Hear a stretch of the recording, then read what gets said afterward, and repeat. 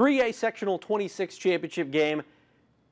I had Jimtown pegged to beat Garrett. Me too. And I was wrong, and I'm glad I was wrong. We were emphatically wrong. Railroaders just took it to them. Crushed them. That's why they play the games. Chris Depew's club comes to play. They get a victory against a really good Jimtown program. Now they're playing for a sectional championship on Friday night. Culver Academy, what do you see as being the biggest keys for this game, especially on Garrett's side? I just like the way Garrett's playing. I mean, it's just a typical Garrett team. It's coming out and just smacking people in the face and being very physical with them and not intimidated. You know, you look at Jimtown and it's a storied program, but Garrett was just like, you got to come into our place and play. And they just took it to them for 4 quarters on Friday. If they could do that for another 4 quarters, very possible against the Culver Academy team.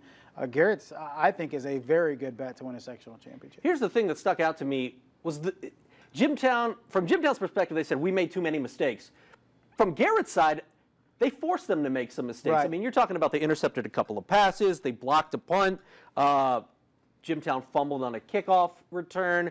I mean, Garrett made some plays defensively. We talk about Garrett's offense, Burns, Cordell Kessler, Purdy at the receiver position, Jaden Baker's over 1,500 yards as a running back.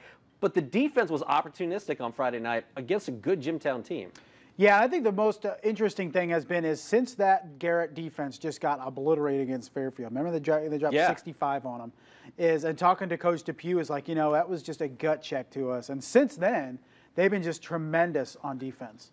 And I think that's what's going to win them this game on Friday. It did it against Jimtown, forced them to make mistakes. You mentioned the turnovers and stuff like that. And the way that defense has been able to come along the last 3 or 4 weeks from that Fairfield debacle, I mean, that's pretty much what it was, has been the story for Garrett to get this far. Yeah, that Fairfield game was close really until the 4th quarter, and then it just fell apart. Crazily out of hand.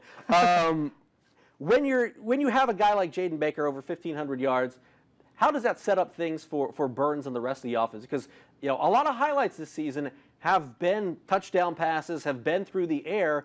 But Jaden Baker, from the 20 to the 20, he seems to be the guy that moves the ball downfield for them. Yeah, as long as you have a guy that can move the ball like that and teams cannot stack the box against you, and then that opens things up for a talented quarterback like Tanner Burns, who is very good at protecting the football. I mean, it's very rare that kid throws a bad ball into coverage or whatever. I mean, he's very good in keeping the interceptions and turnovers down. And as long as you got that two-headed monster, so to speak, that running back that can take some of the pressure off a quarterback and complement each other, I mean, you're going to beat some good teams. They beat one last week.